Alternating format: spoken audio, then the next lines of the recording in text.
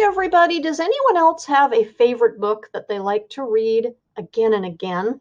Today's book talk features a book that's like that for me, Crunch by Leslie Connor. I'm on my third read through, and this time I'm sharing it through a recorded read aloud. Be sure to access my read aloud while I can make it available.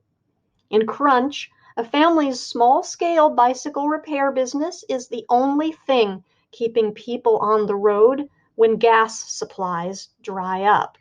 A long-distance truck driver and his wife are stranded several hundred miles from home when gasoline supplies abruptly disappear.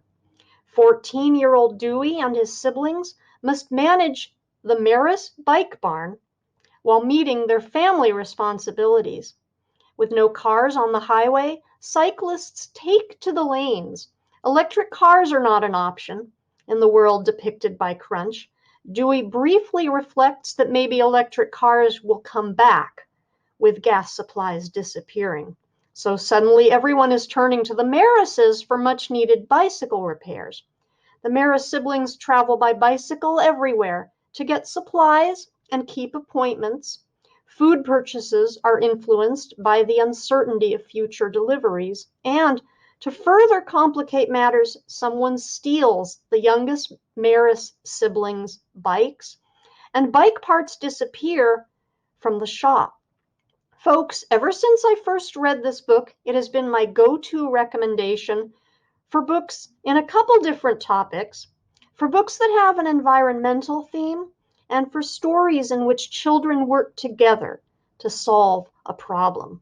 For the first, the book with an environmental theme, Crunch presents a plausible alternative to fuel and auto dependence while depicting the challenges of reduced access to long-distance travel.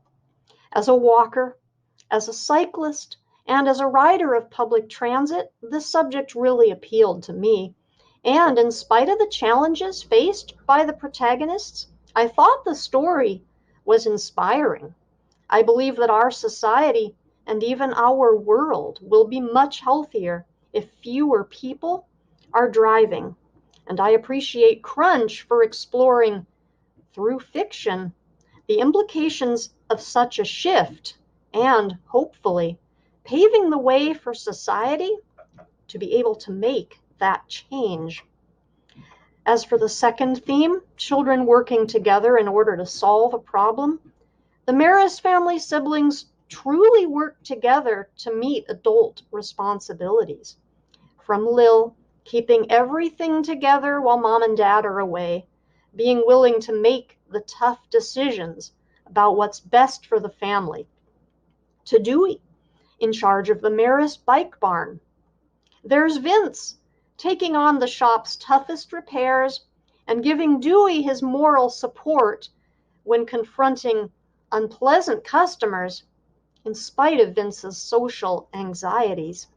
Even the young twins, Angus and Ava, washing the dishes every night, even if they use too much soap. These young people also strengthen and sustain their community through the bike repairs, their goat's milk and chicken's eggs, and even their weed removal service, Gloria Cloud, their sheep. For both of these themes, I wholeheartedly recommend Crunch by Leslie Connor, and it's simply an exciting and compelling story, and I hope that you'll share it with me. I'm Ms. Cynthia, and this has been a book talk.